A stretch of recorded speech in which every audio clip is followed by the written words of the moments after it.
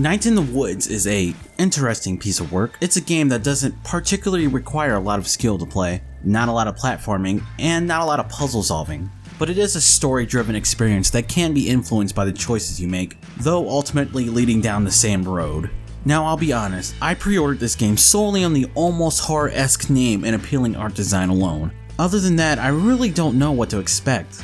Just based on what the game is and how the game is played, I can't go about this video like I normally would in my other ZF reviews, but we are still keeping score.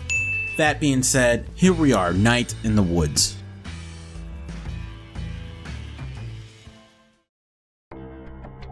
The story follows the character of Mae Borowski and the events surrounding her as she returns home from a few years after dropping out of college. But to her dismay, not a single person is waiting for her at the bus station.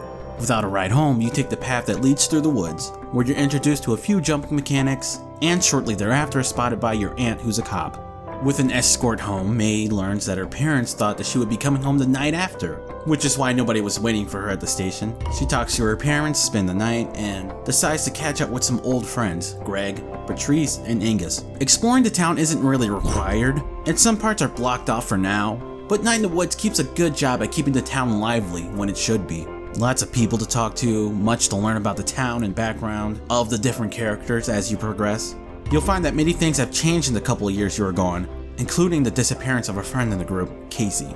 After spending the whole day with the trio, playing instruments via minigame and eating pizza, the group finds a severed arm just laying there on the sidewalk in broad daylight. Yeah, I have as many questions as you do, but this does a good job at giving a subtle unease to the player first day back.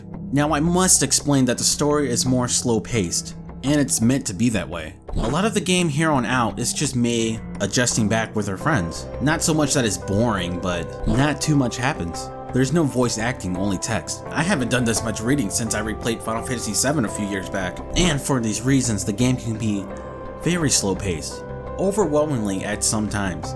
And like I said, this was meant to be a casually played game that's supposed to engross the player in the story and character development. I never really mind playing these kind of games, but I do so sparingly, and this one gave me my fill for now. As you progress, you'll learn more about Mae's juvenile nature in relation to all the characters. It seems with every NPC you talk to in the game, there is a pre-existing dynamic between you two. Not to mention the writing can be quite charming at times, and art style can be quite beautiful. The music is nothing to gush about, but it fits the theme pretty well. The next few days will be filled with things like shoplifting at the mall, getting fucking wasted at a party and throwing up in front of your ex, exploring more of the town, destroying property, band practice, character development, and so on. Character development, by the way, is an important aspect in the writing. If you become invested in these characters, you'll enjoy the ride this game has to offer. But if you're not into this kind of indie game, you're more than likely to get bored during this section of the game. And if you don't know if you are, you'll know here. Every night when your character Mae goes to sleep, she will have these dreams. Dreams that almost feel like they're trying to talk to you, convey a message to you, say something.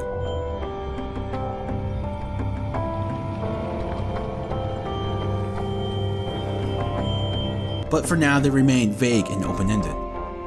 Am I supposed to be here?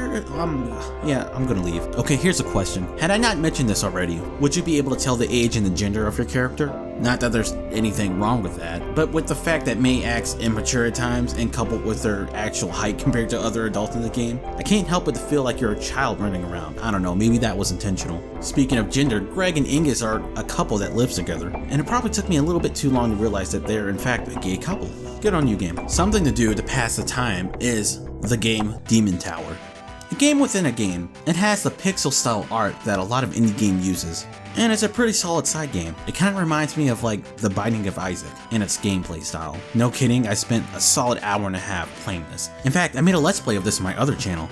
I'll leave a link in the description if you are interested in looking at that. Something I do appreciate in the game is that most of the time, Night in the Wood retains its innocent, lighthearted charm and demeanor while maintaining its serious and dark undertones. Prime example would be characters using F instead of fuck.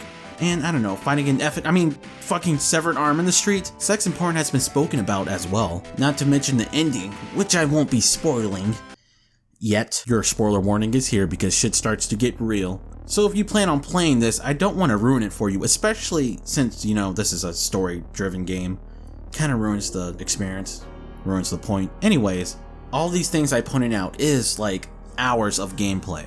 Maybe about 4 or 5 for me. But then again, I did waste like an hour playing that side demon tower. But anyways, so Halloween night comes, and you kinda witness a kidnapping going on. Kinda serious. And the first serious thing you've seen in hours. Playing to your childlike mindset, Mae is set on the fact that she saw a ghost kidnapping a child, not a person. Mae then convinces her friends to help investigate the situation, visiting places like the cemetery, the library, only to find you've been followed by the ghost man thing. But even this is taken casually, as you'll be doing things such as stargazing and attending parties. But everything starts to come to a point when you assemble your friends and basically tell them, hey, if you guys don't believe me, I'll investigate this thing myself. So everyone heads into the woods until the group witnesses what seems to be a cult murder. They were yelling at someone about how he fucked up and left a severed arm out in the street, which kinda sorta explains that, but still how? Very quickly you guys are discovered. You then are pursued by the threat, separating you from your group, and putting you in a coma-like state in the process. So, naturally, everyone goes into hiding for a bit. Only until you guys are like, yeah, fuck it, and confront the threat anyway. Off into the woods, and into the mines where you see one of them run into. You'll then find a mysterious group surrounding a hole. The cult leader explains to you that the hole is actually a mysterious entity that needs to be fed human sacrifices. It sings when it's hungry, and is responsible for all the misfortune in the town when it's not fed, such as the great flood or blizzard that hit the town in the past. That Possum Springs will bleed itself to nothing, if not for the sacrificing of its citizens every now and again. You'll also learn that this was the fate of your old friend Casey, who disappeared a few years back. This cult, however, wants you to join them as the new generation to keep Possum Springs safe. They tell you that you're free to go when you're allowed time to think about it, not worrying about them calling the cops because nobody would believe what they saw. That is, until the mine collapses at the only way out, and the group instead has to deal with that they in fact killed a dozen people or so unintentionally. And then afterward, the game sorta ends here, and it leaves me with a few complaints and questions. What the hell happened afterward? Did all of the cult group die? I was actually expecting the choice of choosing to help save the people in the mine, given it's such a morally gray area, for a clear right and wrong choice. But no, not to mention that there are a lot of loose unanswered questions. But I can't really make a solid complaint because I didn't explore everything I could. So there you have it, the game ends. Not on a good note, nor a bad note, it just ends. This game was almost like reading a book, something that I haven't done in years. The game isn't focused about what happens, it focuses on how it happens, and how it affects characters and people. I did skip out on a lot of stories between, say, you and Beatrice, or you and your parents, for example, because I wouldn't be doing the game justice if I explained every single detail about this. But that's where the good in this game lies, is in the details like that. So making a review for this kind of game is a little difficult. I liked it, but I wouldn't replay it. Would I recommend it to a friend? Only if I thought they would like it. Like I said, I would praise its art style and its great writing, but that's all I could give this game credit for. I suppose this game is a little sequel worthy. Not that I would care, but I probably would play it and it could happen. But until then, I probably won't spend much time thinking about the game. It's a lighthearted slice of life, really. And that's all I can really say about Night in the Woods.